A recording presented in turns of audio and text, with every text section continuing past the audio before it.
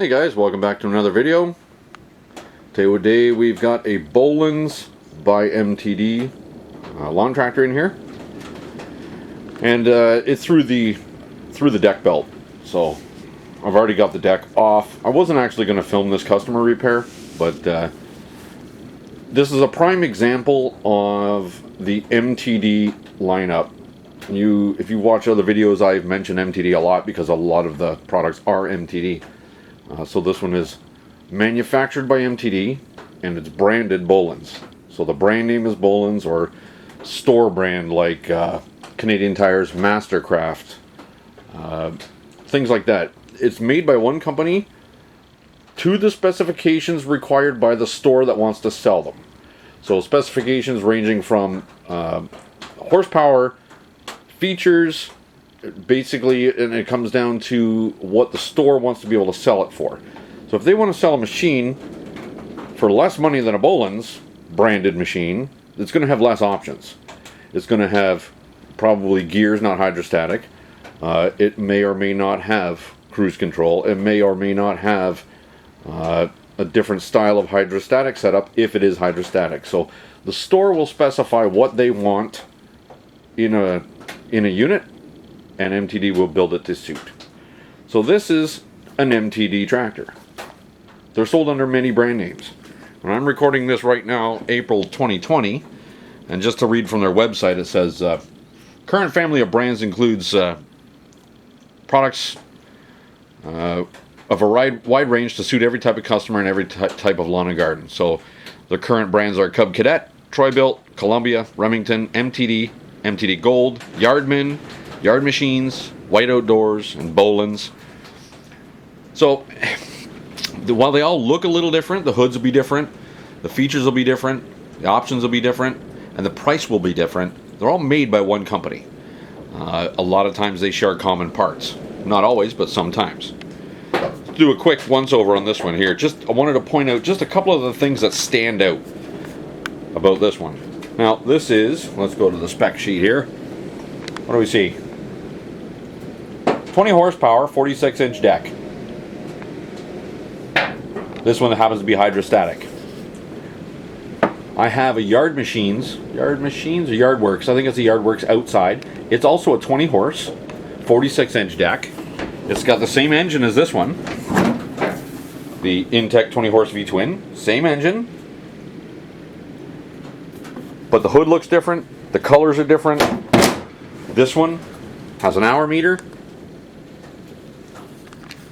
This one has different style of choke. This one has a pull-out knob. Some of them are right on the throttle lever. This park and brake control is up here. This has forward cruise control, reverse mowing feature, which a lot of them do. This one has a different set of controls. That's your brake pedal. Pushing on this pedal will make it go forward. Pushing your heel on this pedal will make it go backwards. Where other hydrostatic models will have a control lever over there that will either move forwards and back for reverse and forward. That's your deck height adjustment on this. That's very common across a lot of the MTD manufactured machines. Cup holder, beer holder, coffee holder, whatever you want to call it. That is pretty well standard on new machines. But a couple of interesting things about this tractor are the way the deck was hung is similar to the regular MTDs that I see, but this front end is particularly interesting. There's attachments available for this. This front end is built quite a bit heavier than, say, Yardman, where they have a thinner gauge material. The frame won't be, like the box rails frame won't be as strong. And this has a solid cast axle. So the steering in the front axle is slightly different. This is far superior to what they have on the less expensive branded machines. What they do is they take a thinner gauge metal and they fabricate a channel or a tube out of it, and they crimp it and they weld it, and that's what becomes your front axle. And that works just fine if you want to do a lawnmower. But if you want to hang a snowblower on the front of this thing, they're heavy, and you have stand a good chance of twisting one of those fabricated axles if you don't, or if you hang a snowblower on it. That's why some machines don't even have optional equipment as a for a snowblower or a blade or whatever. But this being the cast axle, this is a higher end machine. It's a more expensive machine, and you get what you pay for. This one here with a 46-inch deck happens to be 3 blades. That's one spindle there, another spindle there, another spindle there, and that's why the machine's in here, because that spindle is not spindling. The yard machines I have outside with the 46-inch deck has 2 blades. So these blades are much smaller, much shorter from tip to tip, but there's 3 of them and they slightly overlap patterns, so it gets a very nice consistent cut. Alright, so that's basically a small little rundown on MTD. I mean, this is just, I'm going by what I see in the shop here. I've seen Nomas, I've seen all kinds of different machines. They're all built very, very similar, built by MTD, with slightly different options here and there, and a different brand name, different colors, slightly different hood shape, but all in all, they're all MTD that I'm working on. There are other manufacturers, AYP and Simplicity, and there's a bunch of other ones, but generally MTD is the far more common. Okay, so I've got the spindle out of this deck. I've got it sitting in the vise over here. The bearings are not terrible, but they're notchy. And when I slowly engaged the blades, when I had it running there, I could hear a growly noise, so I got a little bit of a notchiness in this bearing. The other ones are perfectly fine. They spin beautifully.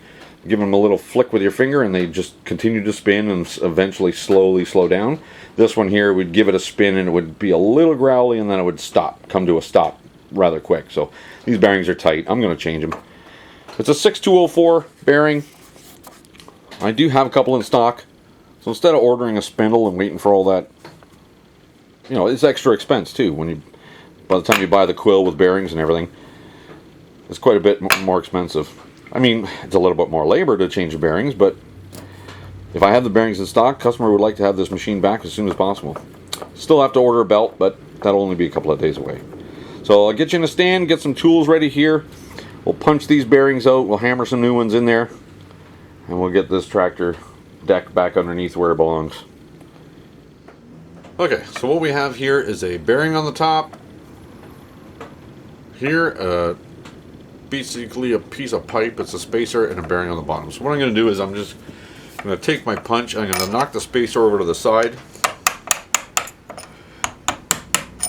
You can see the spacer sticking out in the middle there now. And then I'll just use this drift on the spacer, knock the bottom bearing right out. In theory. It's moving. Spacer moved on me. But it did move over a little bit. So let's try that again. Spacer is moving around on me. At this point, now that it's loose, I could actually reach down in there with a longer punch and just hit the bearing right on the race. There we go. It's not crazy tight. Bearing is out. There's our inner bearing. There's our spacer. Outer bearing. We'll just flip her over. Make sure it's sitting in the vise nice and flat. I don't want to put undue pressure on it anywhere. We'll run it a little closer.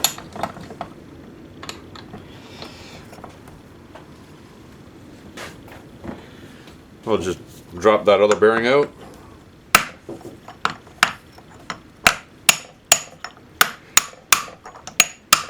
Back and forth. Otherwise it'll tend to tilt sideways and bind up in there. Other bearings out. There is no grease fittings on this spindle.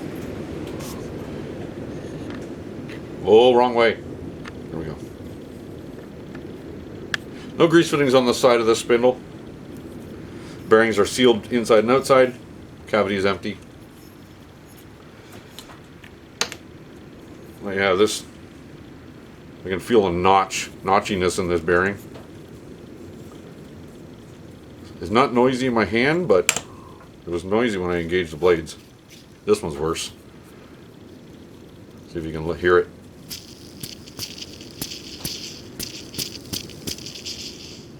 Little notchy. So we're going to pop a couple of new bearings in there.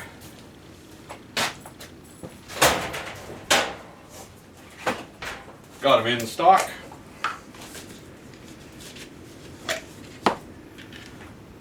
You can look them up by application and get an MTD part number on them. That way you can order the exact bearings, or in most cases, if you just clean the outside, see if I can get a shot of it.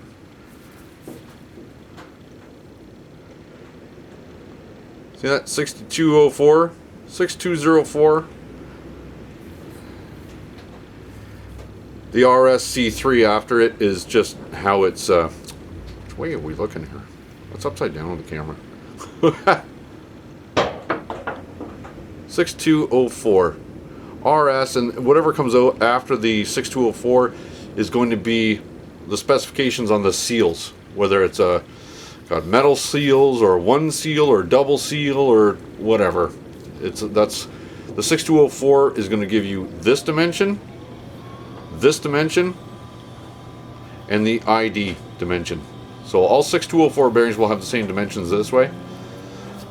And the 6204 is not an uncommon bearing. The only spindle I've come across that actually had an uncommon bearing was a John Deere.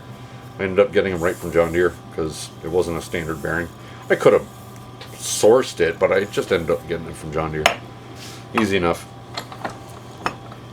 Alright, so before I put the spindle together, I've done it before, but I'm going to walk you through what I do to prep these double seal bearings before I put them in the spindle. Hang on, let me get the stuff I need. Okay, you can use a small little pick or a razor knife or whatever you have. I'm going to carefully pick this seal out of here, trying to do it without damaging it. Now that's the grease that they supply with it. It's not full. Basically, this bearing is considered to be lubed for life. So it's not designed to be taken apart and cleaned. It's lubed forever, according to the manufacturer. So what all I do is I'll just take a seal off, and I just put a bunch more grease in there,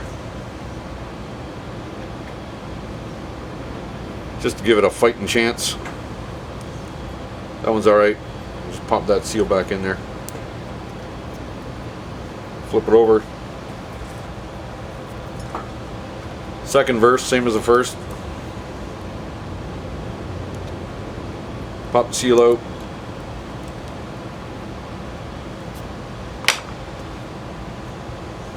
Pack her up with some grease. Now, if you are mechanically interested in modifying and improving this design, you could actually grease this bearing inside out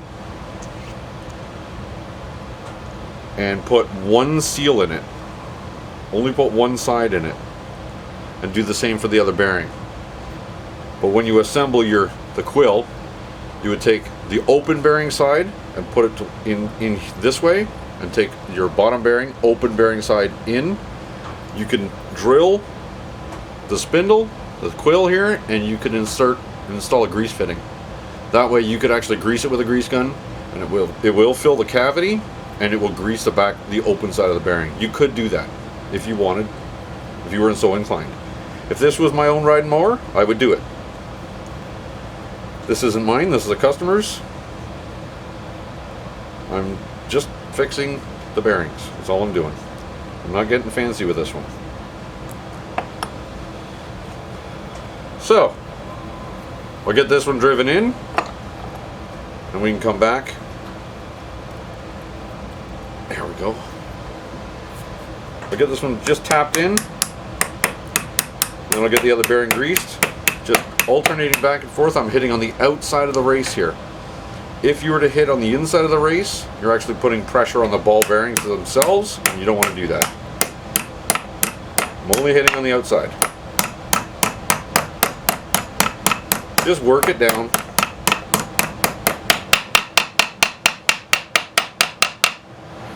Once the noise changes from a thunk to a ring, you know it's down.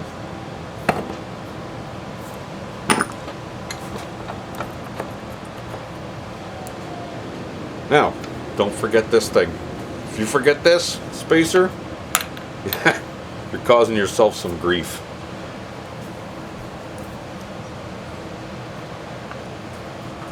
Pack this bearing up.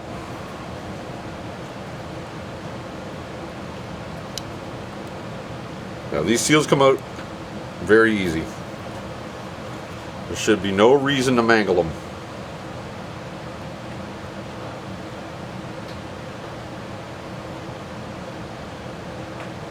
A little lube in there. Fill it up. Lube for life bearing. Now it's got an extended life.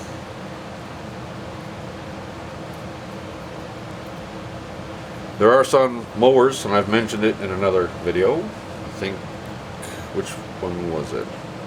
I don't remember. One of the ride mower videos. Mentioned in another video that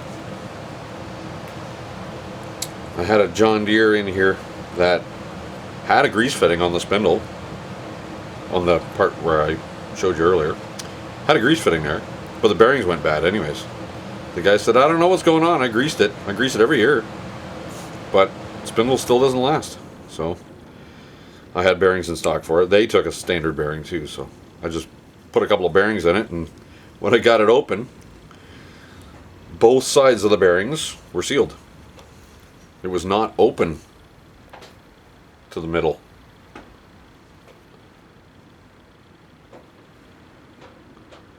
That's not the right seal.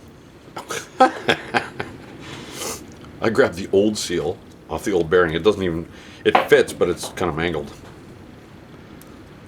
because it was sitting on the vise there. There's the new one. It was on my finger the whole time. Oh, that fits better. Pops right in. Nice. Anyways, like I was saying about the John Deere, it had a grease fitting on the side of the spindle, but both bearings, or both sides of the bearings, both bearings were sealed. So you could pump that thing full of grease if you want. You're not greasing the bearings. And I also mentioned in that video that Steve from Steve Small Engines, another fellow Canadian, he's on the west coast though, BC. Another small engine guy channel on YouTube. Check him out. He's an entertaining guy. Anyways, he mentioned it. I think it's on his video. He calls it, you know, your ride mower or your lawn tractor's dirty little secret. And this goes over the same stuff I just said. So what I'm going to do now is I'll use one of these old bearings just to line me up there. I'll punch it on both sides. Make sure that spacer's kind of half lined up. That's home. Perfect. So the spacer is in there for when you get this all put together. The jack shaft goes through it where the blade was on down here. The jack shaft goes through, and when you tighten the nuts together, the spacer is designed so the bearings are not pushing. There's no lateral movement on no lateral force on the bearing pushing this inwards. So the only force on the bearing should be a force this way. But yeah, I think this bearing just moved just a hair when I was tapping the other one in. Yeah, just a hair. But once you get the jack shaft in there, like I said, it'll tighten the inside races together with the spacer. Yeah, see the spacer snugged up. Perfect. That one's done. The bearings will not fall out because on the back side there's a big shield that goes over this to hold it in. And on this side there's a pulley with a nut that holds it together. So everything's squished together and they stay together. Alright, I'm going to fire that in the deck. Put the blade back on and see how that goes. Alright, so we got that spindle mounted back in the deck. Here's our jack shaft with the blade. So there's a little collar on here. That collar is a deflector. It keeps that dirt and crap out of the bearing. But popped it off, made sure there's no string or whatever tied around here, weeds tied up in there. Make sure everything's sitting nice and flat on there. You may notice there's these little notches on the top of the jack shaft. They line up with the, you see them? There you go. You can just see them. The notches on the pulley. So that's how the pulley drives the jack shaft. If it was just a smooth on smooth, this would have a chance to spin. So you either make little notches or put a keyway or something in it, but notches are easy. So, and this just slides right in. You don't even need to take the blade off the jack shaft. Let's get you around the front. So that's slid in there. Move you to the side so I have room to work. Can't all be in the same place.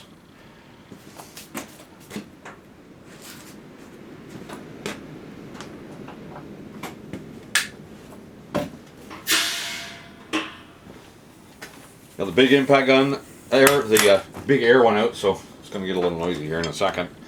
So I'm just going to hold it in with my hand on the other side. Make sure the pulley's on its little notches. Start this nut. There's a 15/16 socket needed for that. Oh, plug your ears.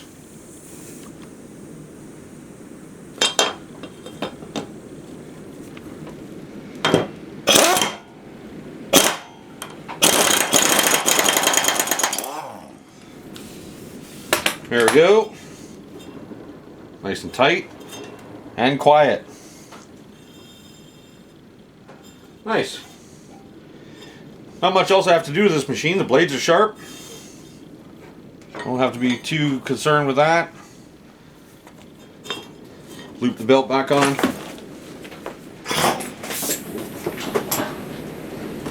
Step you back here and I'll just get that belt looped in.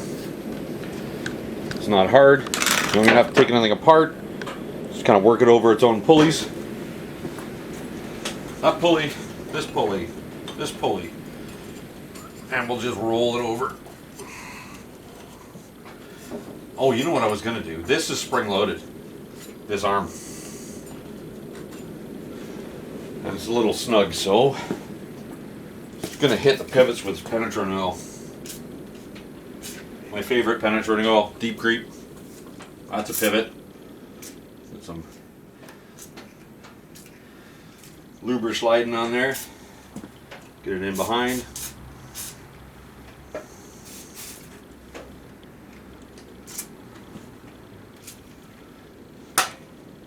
Let's see.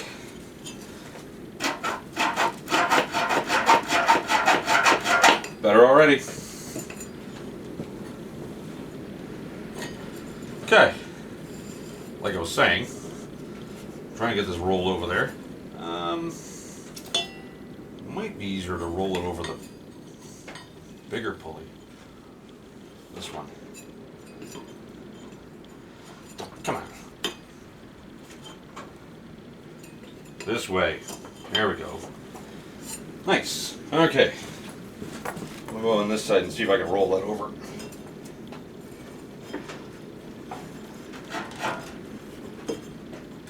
Nope, easier on the flat side.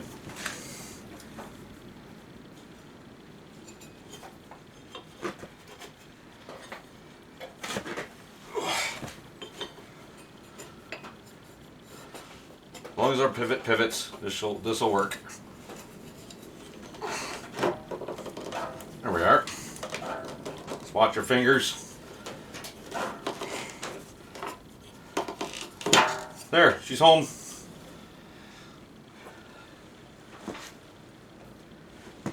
Clockwise, clockwise, clockwise. They're all spinning in the same direction, so the deck's nice and quiet. All three blades are spinning.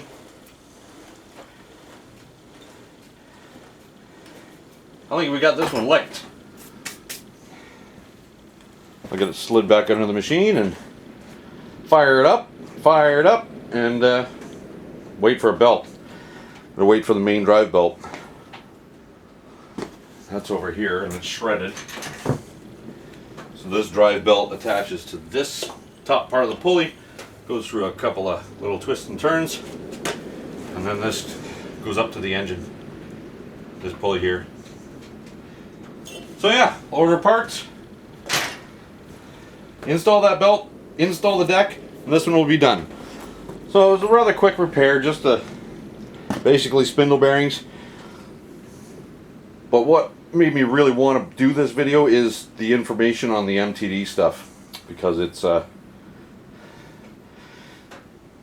it can be confusing. I'll be working on a Yardworks machine that clearly says Yardworks all over it, but I'll be calling it an MTD, so just wanted to clarify that. There's only a few manufacturers that actually manufacture this stuff. It's just sold under various different brand names. Alright guys, we're going to wrap this video up. Please don't forget to click the like button. Leave me a comment.